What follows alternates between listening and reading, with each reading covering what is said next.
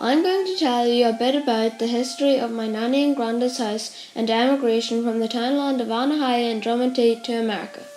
My nanny and granddad's house on the Drummondty Road. Lots of you will know and pass it every day. But did you know that this house is at least 100 years old? This is a picture of my great-grandfather Peter Toale outside the house in 1935. It was a very small house with only 2 rooms.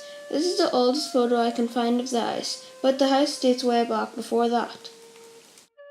My great-great-great-grandfather Patrick Toale lived in this house. His son Michael, who was born in 1858, also lived in the house. He married Mary Connolly in 1891 and they had 5 children. Patrick, Owen, Mary, Peter, my great-grandfather, and Bridget. Unfortunately, Michael died in 1900, leaving Mary in the left of this photograph to raise the children. In those days, it was hard, and she had to survive on what she could earn from the farm. She also sold oil cigarettes and tobacco from the house shop. By the 1911 census, Mary was living in the house with her 2 daughters. She had to send her sons to work on the big farms up north to make money. They were hired out at the hiring fair, which was behind Uri Cathedral. My great-grandfather Peter Toale told how the boys' hands and muscles were checked to see that they were fit for work. They were hired out for 6 months at a time for £6. A shilling would be given to my great-great-grandmother when they took the boys. They worked 7 days a week and only got to Mass every other Sunday, and their lodgings were in a loft above the farm buildings like this one. Mary's daughter Bridget died when she was 13, but all the other children went to America. My great-grandfather went on the SS Celtic from Liverpool to New York on the 16th of April 1923 with Barney MacDonald from Drummondty. This manifest from the ship shows the details for Barney and Peter.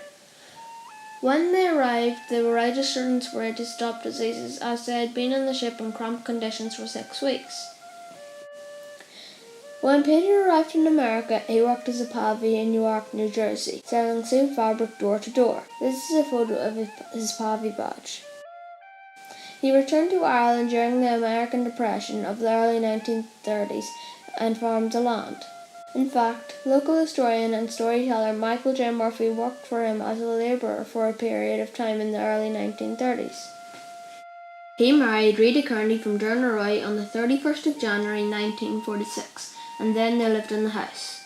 Over the years the house has changed. Upstairs was added in the 1940s, electricity came in 1956. Before the electricity came, light at night was by tilly lamp. My grandad still has the old tilly lamp. It was run by paraffin oil and was essential to light the household when it was dark. The paraffin was put into the lamp and pumped using the handle. The flame was lit in the middle and the little knob was used to control the size of the flame. Other old items have been kept as well. Could you guess what this is? A hot water bottle. This was made from ceramic material and was filled with water to be put in bed. Bedrooms were colder then because there was no oil heating. This iron was also used. The iron weight was taken out and heated in the fire. It was then lifted with tongs to be put in the iron. You couldn't lift it with your hands like this because it was red hot. It was used for white shirts and best clothes. An inside bathroom was added in 1963, and you can see from this picture from the early 1960s the house was then plastered and painted. There was a big extension in 1978 and again in 1982 to add more rooms to the house when my nanny and granda moved in. Although my great-grandfather Peter Toale was the only one of his brothers and sisters to come home to live in Drummondty, there is still a lot of contact with their cousins in America. Toales have been coming and going to America from the early 1960s. This is a photo of my great-grandfather's brother Patrick Toale's grandchildren on a visit to Drummondty from the early 1970s. There have been family reunions in 1990 and 2000, and in 2020 over 50 American Toales will be coming to Ireland for a reunion with almost 100 Irish Toales. So that's a bit of history about the Toales and the family house. So the next time you pass this house, you will know a little bit more about how it has changed over the years and the people who have lived in it.